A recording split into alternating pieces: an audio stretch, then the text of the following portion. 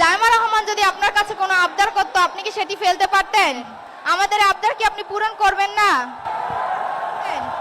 তাহলে আপনি আমাদের এই আবদার কিভাবে ফেলে দিবেন? অবশ্যই ইনশাল্লাহ করব। মাননীয় প্রধানমন্ত্রী, আপনি চাঁদপুরে আসে আমরা অত্যন্ত আনন্দিত এবং গর্বিত। ইলিশের বাড়ি চাঁদপুরে আপনাকে স্বাগতম। আমি বিগত 3 বছর ধরে চাঁদপুর সরকারি কলেজে পড়াশোনা করছি, কিন্তু বহু বছর ধরে চাঁদপুর সরকারি কলেজে অবকাঠামোগত কোনো উন্নয়ন দেখছি না।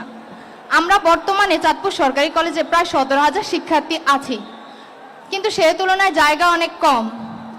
আমাদের কলেজের পাশে কলেজের মালিকাধীন একটি ভূমি রয়েছে, যেটি ব্যবহার করে আরেকটি ক্যাম্পাস করলে আমরা চাঁদপুর জেলার মানুষ এবং চাঁদপুর শহরের শিক্ষার্থীরা খুবই উপকৃত হব।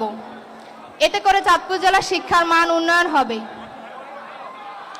মাননীয় প্রধানমন্ত্রী, আমরা আপনার কাছে আশাবাদী যে আপনি মঞ্চে থাকা অবস্থায় কলেজের ওই ভূমি ব্যবহার করে আরেকটি ক্যাম্পাস করার ঘোষণা দিয়ে যাবেন। এটি করলে আমরা আপনার কাছে চিরকৃতজ্ঞ থাকব। মাননীয় প্রধানমন্ত্রী, আপনার কন্যা সন্তান জাইমা রহমানের মতো আমরাও আপনার সন্তানের মতো। জাইমা রহমান যদি আপনার কাছে কোনো আবদার করতো, আপনি কি সেটি ফেলতে পারতেন? তাহলে আপনি আমাদের এই আবদার কিভাবে ফেলে দিবেন? আমাদের আবদার কি আপনি পূরণ করবেন না? করবেন না?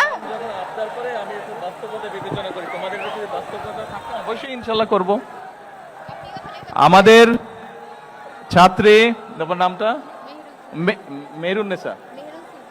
মেহরুন সুলতানা ওর কলেজের ব্যাপারে একটি কথা বলেছে। ও আমাকে বলেছে আমার সন্তানের মতো নয়, এবং আমার সন্তান যদি কোনো আবদার করতো আমি রাখতাম কিনা।